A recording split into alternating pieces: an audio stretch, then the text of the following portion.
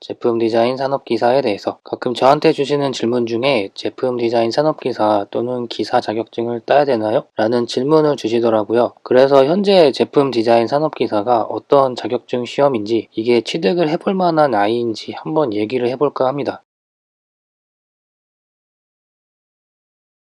제가 디자인 자격증으로 제품 디자인 산업기사랑 컬러리스트 산업기사를 가지고 있는데요. 우선 다짜고짜 제가 하고 싶은 말은 공부하면 도움은 되지만 굳이 자격증을 취득할 필요는 없다입니다. 취업하는데 아무 도움이 안 됩니다. 면접 가서 자격증 있다 자랑하면 넌 참 세상 물정 모르는 아이구나 하고 그냥 무시해요. 시험은 여기 있는데 실무는 저기 위에 언저리 있어요. 그 격차가 너무 심해요. 저는 어렸을 때 학점 운행을 했기 때문에 학점을 채우기 위한 자격증을 땄었어요. 필기는 그래도 공부해볼 만합니다. 제가 도서관에서 2주 공부하고 83점 나왔어요. 제가 공부 열심히 했냐? 아니요. 저 그냥 기출문제 쭉 한번 풀어보고 이론 2번 정도 정독하고 시험 봤었어요. 색채학은 건너뛰었어요. 그 전에 컬러리스트 필기는 합격된 상태였어서 컬러리스트 시험에 비하면 너무 내용이 빈약합니다. 근데 83점이 나올 수 있는 비결이 뭐냐면 기출문제랑 번호 순서 바뀐 거 빼고는 거의 똑같이 나왔더라고요. 15분 만에 문제 다 풀고 잤어요. 워낙 시험 보는 인원이 적다 보니 신규 문제 제출 양이 적은 것 같아요. 이론 공부는 저도 하면서 도움이 많이 됐습니다.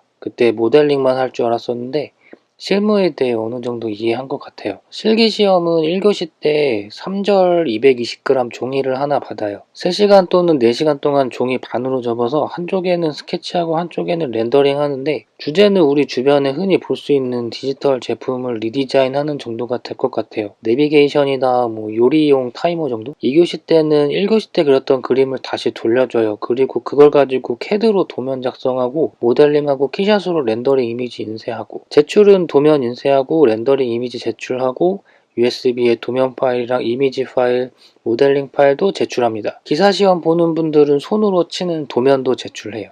이게 끝인데 제가 여태까지 봐본 사람 중에 떨어진 사람 딱 한 명 봤었어요. 웬만한 미술 전공자고 디자인 강박 있으면 붙어요. 근데 그 수준이 비전공자에게는 좀 어려운 수준일지는 모르겠는데 실무에 비해 너무 낮은 수준이기 때문에 취업에 도움이 되지 못합니다. 왜 이렇게 수준이 낮은가? 일단 시험을 치르는 인원이 너무 적고 그 내용 자체가 너무 고인물입니다. 그렇다 보니 시험에 변별력이 없고 그렇다 보니 이걸 꼭 봐야 할 사람도 없고요. 저처럼 학점 운행 하시는 분들은 좀 보시겠네요. 비슷한 시험 중에 컬러리스트 산업기사 시험이 있는데 컬러리스트 시험 같은 경우는 대부분 디자이너들이 하나 정도는 있으면 좋을 법한 시험이라 시각 디자이너뿐만 아니라 건축, 인테리어, 미용, 다양한 디자인 분야에서 시험을 봅니다. 그렇다 보니 필기시험도 자주 업데이트되고 실기시험도 점점 어려워지고 있어 변별력이 있죠. 제품 디자인 산업기사 자격증이 실무와 수준이 떨어지는 첫 번째 이유. 일단 실무에서 마카 렌더링을 잘 안 해요. 러프 스케치 정도는 할 수 있는데 실제 제품을 만들어 보시면 알 수 있는데 그림을 예쁘게 그리는 것과 그걸 실제 제품으로 만들어냈을 때 미의 기준이 조금 다릅니다. 그림 같은 경우는 선의 강약도 있고 적합한 투시와 비례가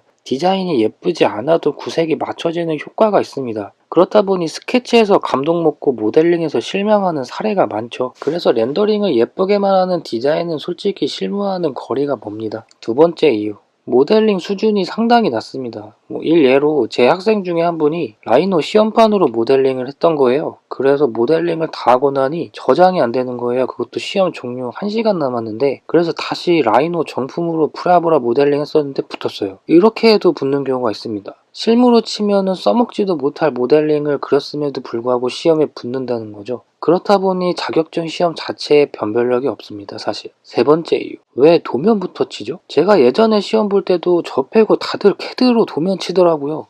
실무에서 CAD를 안 씁니다. 어느 회사에서 CAD로 도면을 쳐요? 아무짝에 쓸모없는데.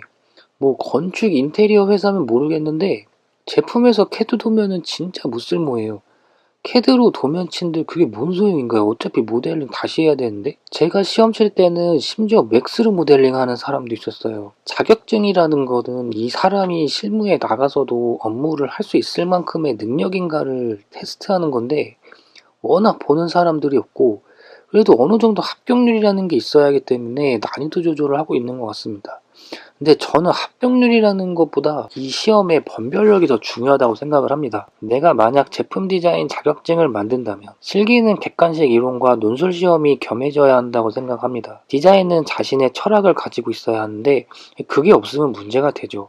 전 논술 시험이 꼭 들어가야 한다고 생각합니다.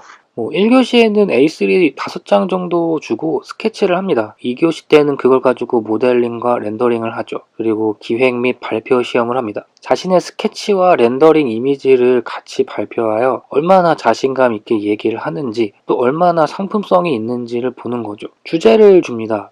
주제도 계산기, 타이머 이런 쌍팔년도에 있을 법한 제품들 말고 지금이 2019년이잖아요. 이슈에 따라 주제가 나와야죠. 내가 만약 조나단 아이브라면 아이폰 11은 어떻게 디자인하겠는가? 분리수거를 잘 유도할 수 있는 거리형 쓰레기통을 디자인하세요. 싱크대 수전 또는 화장실 세면대에 IoT 제품을 접목시켜 디지털 제품화하세요. 좀 더 기획적인 거 말고 좀 더 현실적으로 접근해 볼까요? 식당에서 쓸 수 있는 주황색 조명을 단가 10만원 이하로 디자인을 하세요. 소비자 가격 13만원 미만의 1인용 IoT 기반 공기청정기를 디자인하시오. 캐릭터 상품을 이용하여 2만원 미만의 스마트폰 케이스를 디자인하세요. 다음날 3교시도 있습니다. 이날은 오로지 모델링 시험만 봅니다. 주어진 도면을 보고 모델링을 하는 것이죠. 모델링 시험을 따로 봐야 하는 경우는 다양한 형태의 모델링 능력을 평가하기 위함입니다. 자신이 디자인한 것을 모델링 한다고 했을 때 디자인 감각을 볼 수는 있지만 본인의 디자인 감각만으로 실무의 업무를 다할 수는 없기 때문에 특정 형태의 모델링을 할 수 있는지 체크를 해봐야 한다는 것입니다. 모델링 툴은 어떤 것을 써도 상관이 없습니다. 제출 파일은 넙스 데이터면 그 어떤 데이터도 상관이 없습니다. 얼마나 주어진 도면과 비슷하게 했는지 모델링을 하고